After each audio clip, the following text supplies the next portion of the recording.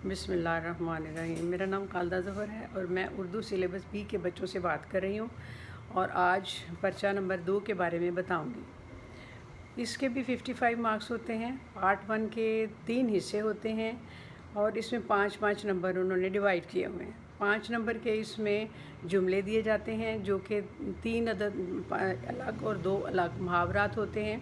इसमें चॉइस कोई नहीं होती और इसके आपने जुमले बनाने होते हैं। दूसरा पार्ट होता है ट्रांसफॉर्मेशन ऑफ सेंटेंसेस। इसमें काफ़ी एग्ज़ाम हैं और वो बाद में आपको तफसील से बताई जाएंगी।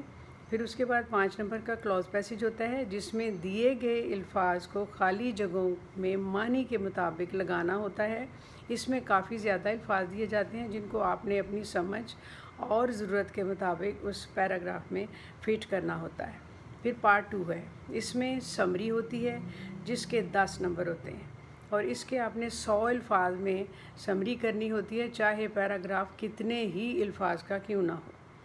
पार्ट 3 में 2 पैराग्राफ होते हैं, दोनों को आपने कॉम्प्रीहेंशन करनी है इसमें और दोनों के अब मिला के 15 मार्क्स होते हैं और इसके में तमाम सवालों के जवाबात उसकी ज़रूरत के मुताबिक जवाबात देने हैं और इसकी पूरी तफसील दी जाती है जो बाद में आपको बताई जाएगी। शुक्रिया।